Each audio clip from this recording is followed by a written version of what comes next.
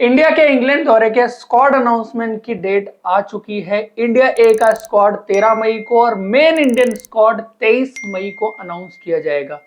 India ए का जो दौरा होगा वो शुरू होगा 30 मई से। पहला टेस्ट मैच खेला जाएगा 30 मई से 2 जून के बीच में, दूसरा खेला जाएगा 6 जून से 9 जून के बीच में और तीसरा टेस्ट मैच जो है, जो कि इंट्रा स्क्वाड मैच होगा, वो खेला जाएगा 13 जून से 16 जून के बीच में।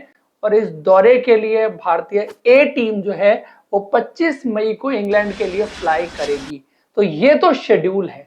अब शेड्यूल के बाद वो स्क्वाड क्या होगा, क्योंकि स्क्वाड जो हमने आपको कुछ दिन पहले बताया था उसमें काफी सारे चेंजेस हो जाएंगे, क्योंकि सिनारियो पूरी तरह से बदल चुका है। इससे पहले सिनारियो ये था कि सारे खिलाड़ी पार्टिसिपेट करने के लिए अवेलेबल थे। अब आईपीएल 16 मई से शुरू होकर 1 जून को खत्म होगा। तो जिन टीमों के प्लेयर्स प्लेऑफ में पार्टिसिपेट करेंगे वो खिलाड़ी पहले मैच के लिए इंडिया ए की टीम के साथ ट्रेवल नहीं कर पाएंगे।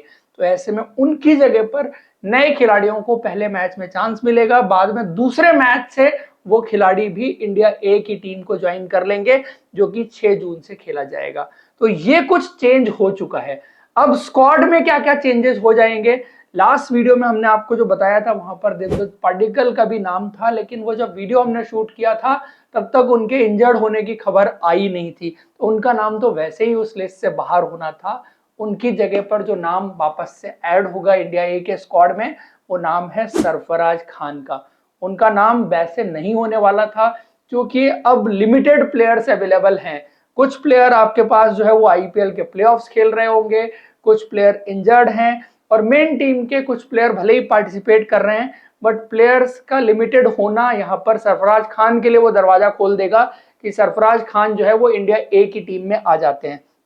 साई सुदर्शन दूसरे प्लेयर, गुजरात की टीम मोस्ट लाइकली जो है वो प्लेऑफ खेलेगी, तो ऐसे में उनकी जगह पर दूसरा प्लेयर आएगा और वो दूसरा प्लेयर है आर्यन जुयाल, यूपी के कैप्टन, विकेट कीपर। इस चीज पर गौर करिएगा कि विकेट कीपर भी हैं, क्योंकि यहाँ पर जो 2 विकेट कीपर का कॉम्बिनेशन है उसमें एज अ ओपनर भी आपको एक प्लेयर चाहिए, एज अ विकेट कीपर भी एक प्लेयर चाहिए। इस सीजन 714 रन आर्यन जुयाल ने बनाए थे और लास्ट सीजन भी लगभग इतने ही रन उन्होंने बनाए थे।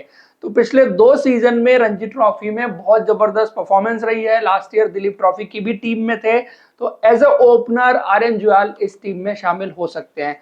उसके बाद ध्रुव जोरेल, नीतीश रेड्डी, ये दोनों खिलाड़ी हम आपको ऑलरेडी बता चुके हैं कि ये इंडिया ए की टीम में जाएंगे ही जाएंगे। इन दोनों की टीमें आईपीएल प्लेऑफ का हिस्सा नहीं होंगी, वो भी एक और चीज इनके साथ जुड़ती हुई नजर आ रही है।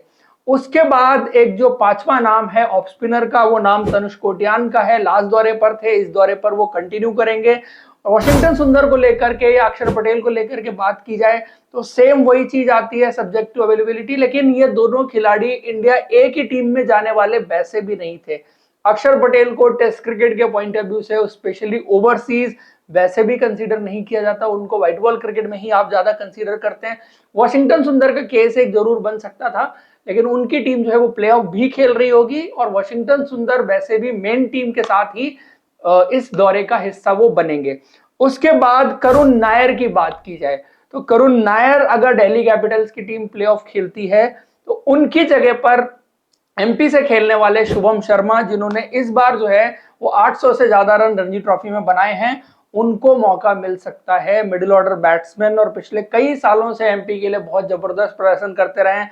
साथ में जो स्विंगिंग कंडीशंस होती हैं वहां पर स्पेशली उन्होंने बहुत जबरदस्त पारियां खेली हैं। इस सीजन भी और पिछले सीजन्स में भी उनका प्रदर्शन as a reliable batsman MP के लिए जो है बहुत जबरदस्त रहा है।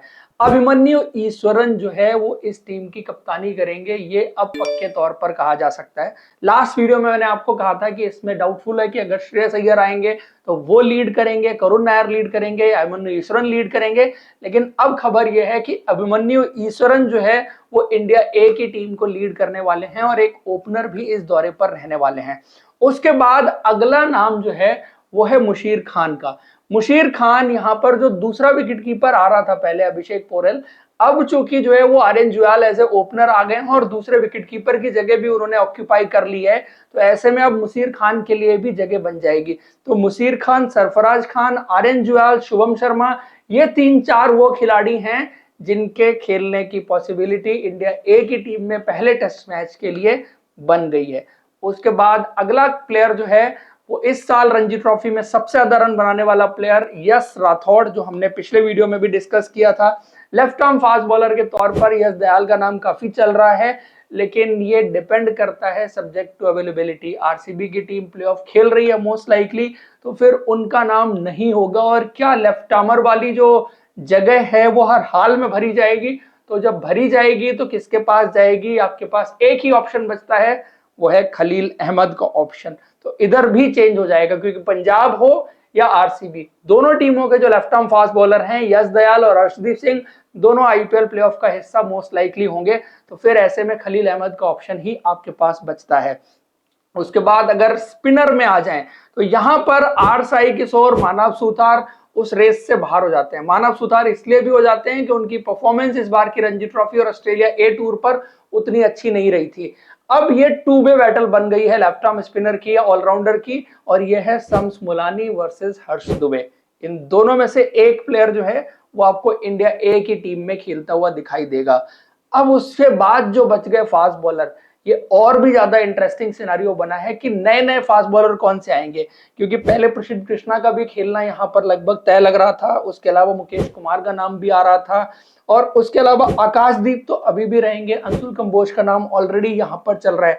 तो दो फास्ट बॉलर तो आप ये मान लीजिए, लेकिन प्रसिद्ध कृष्णा की जगह पर जो नाम यहाँ पर ऐड हो सकता है वो होगा जम्मू एंड कश्मीर से, या तो युद्धवीर सिंह यहां पर सेलेक्ट होंगे, या दूसरा फास्ट बॉलर जो रणजी ट्रॉफी में इस बार सबसे ज्यादा विकेट लेने वाला फास्ट बॉलर है और ओवरऑल टैली में दूसरे नंबर पर था, आकिब नबी।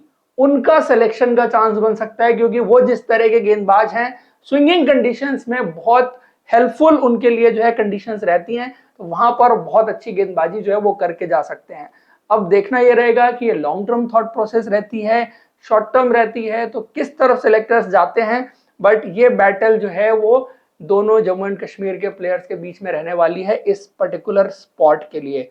एक नाम और इसमें ऐड हो सकता है गुरनूर बरार का, जिन्होंने इस सीजन बहुत जबरदस्त गेंदबाजी की थी, और एक्स फैक्टर अगर आप फास्ट बॉलिंग में देखें तो वहां पर उनकी गेंदबाजी में नजर आया था। स्पेशली जो अच्छे बैटिंग पैराडाइज विकेट थे जहां पर उन्होंने अच्छी गेंदबाजी की थी, तो उस सिचुएशन के हिसाब से उनका भी चांस बन सकता है। मुकेश कुमार के लिए भी फिर सब्जेक्ट टू अवेलेबिलिटी वाला सवाल आ जाता है। शार्दुल ठाकुर का नाम भी अब यहाँ पर इंक्लूड हो सकता है। वैसे बात हो रही थी कि शार्दुल ठाकुर का नाम आएगा तो सीधा मेन टीम में आएगा, लेकिन अब उनके लिए यहां पर भी चांस बन सकता है। तो ये कुछ फास्ट बॉलर्स के नाम हैं। इनमें से 4 फास्ट बॉलर जो वो रहने वाले हैं। 15 मेंबर स्क्वाड ये होगा, 2 स्पिनर होंगे इंक्लूडिंग ऑलराउंडर आप कह लीजिए एक तरह से। नीतीश कुमार रेड्डी जो है वो आपके 5वें फास्ट बॉलर होंगे, और ये बैट्समैन एंड 2 विकेट कीपर का कॉम्बिनेशन रहने वाला है इंडिया ए की टीम में, जो कि 13 मई को आपको पूरी तरह से पता लग जाएगा कि इसमें से कौन कौन से प्लेयर उस स्क्वाड का हिस्सा होंगे। तो दोस्तों ये था स्क्वाड। आप लोग अपनी राय जरूर दीजिएगा इस वीडियो के बारे में, स्क्वाड के बारे में। Thank you, we will next video.